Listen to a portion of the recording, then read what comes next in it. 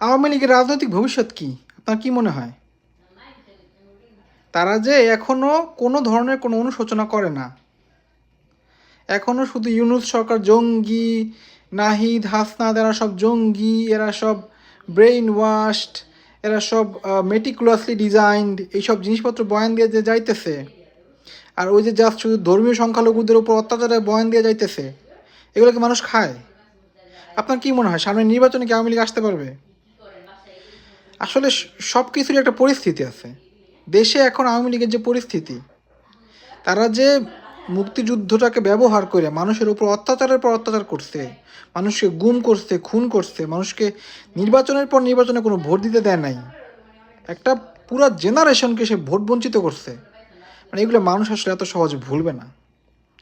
আপনার মনে হতে পারে যে একটা মুক্তিযুদ্ধের দল, হ্যাঁ তারা মুক্তিযুদ্ধের দল, ঠিক আছে, কিন্তু সেই জিনিস ইউজ করে তারা যে অত্যাচারগুলো করছে, মানে এই প্রজন্ম তো দেখছে, তাই না? সবাই দেখছে যে লাখ লাখ মানুষ কেমনে মাঠে নামায় তাদের ধাওয়াইছে।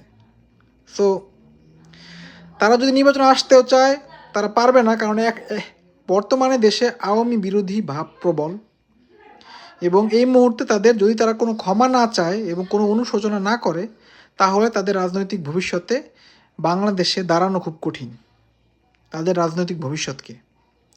সো এই জন্যই তাদের অবশ্যই অনুশোচনা করা উচিত।